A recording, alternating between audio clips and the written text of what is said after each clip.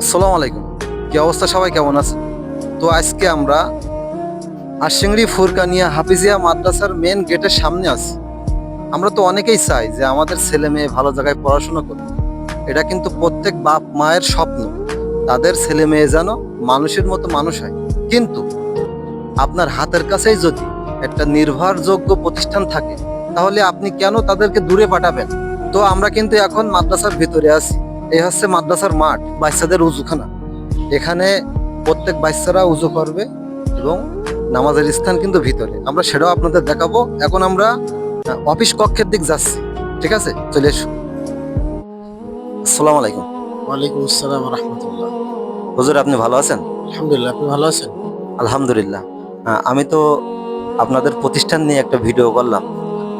সেই ভিডিওর ভিতরে আমি বললাম যে আপনাদের এখানে বাচ্চাদের ভর্তি করলে কোনো সমস্যা নেই, এক।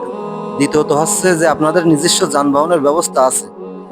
যত দূরেই বাড়ি হোক, আপনাদের যানবাহন যাবে, বাচ্চার সহি সালামত নিয়ে আসবে, মাদ্রাসায় নামাই দেবে। এই তো। আরো কি কি সুবিধা আছে সেগুলো তো আমি জানি না, সেগুলো আপনি বলেন।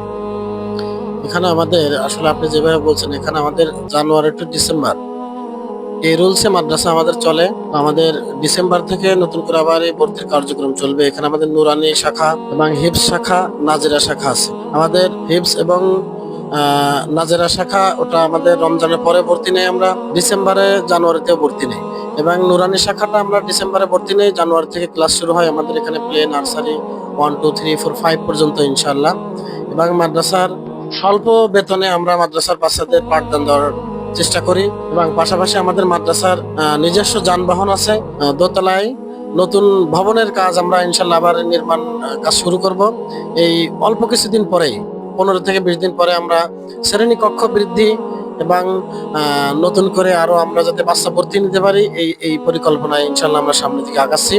তো আপনারা দূর দূরান্ত থেকে যেনারা দেখবেন বা আমাদের গ্রামের আশপাশে বা আমাদের ইউনিয়নে, আমাদের থানায় যারা যেনারা হিফজ শাখায়, নাজেরা শাখায় এবং নুরানি শাখায় ভর্তি করতে চান, নাম্বার আছে, আমরা নাম্বার দিয়ে দেবো। এই নাম্বারে ইনশাল্লাহ অবশ্যই সবাই যোগাযোগ করার চেষ্টা করবেন।